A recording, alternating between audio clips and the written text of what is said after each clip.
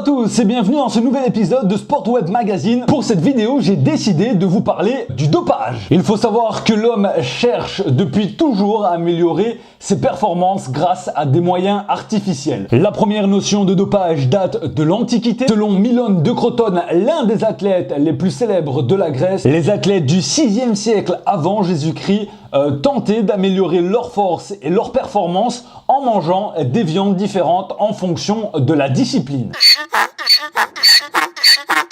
Plus tard, le cannabis sera utilisé par les guerriers fanatiques de Aban ibn al-Sabah, notamment pour ses propriétés euphorisantes et stimulantes. Mais la date clé, c'est le 20e siècle. C'est là qu'on découvre le dopage clinique. Le dopage a été importé dans le milieu sportif par les autorités militaires. Dans le contingent britannique, on a utilisé de l'amphétamine pour permettre aux soldats de retrouver leur vivacité et surtout pour éviter de s'endormir. Les amphétamines procurent aussi un sentiment de bien-être et de confiance sans altérer le jugement. Mais c'est dans les années 60 que l'Europe va réagir face au dopage. C'est suite à la mort du cycliste danois Knut Jansen lors des Jeux Olympiques de Rome. En 1963, donc, le Comité international olympique décide d'installer des contrôles antidopage. Le CIO mettra aussi une commission d'experts avec les membres de l'Union européenne. Il faut savoir qu'on parle de dopage quand un athlète utilise des produits pour améliorer ses entraînements ou ses résultats lors d'une compétition. Quand on parle de dopage, on pense naturellement aux stéroïdes. Oui, les stéroïdes qui permettent à certains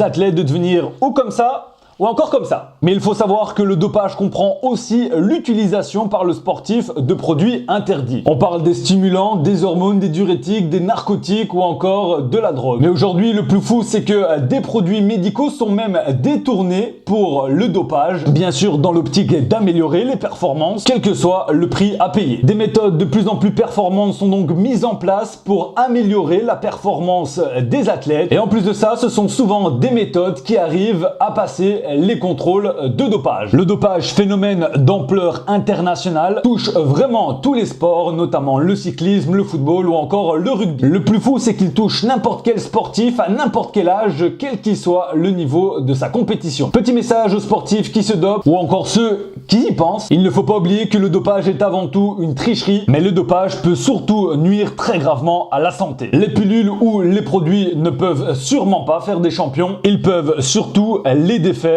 ou les détruire. Sport Web Magazine touche à sa fin. J'espère que cet épisode sur le dopage vous a plu. N'hésitez pas à vous abonner et à venir me rejoindre sur les réseaux sociaux. À la prochaine!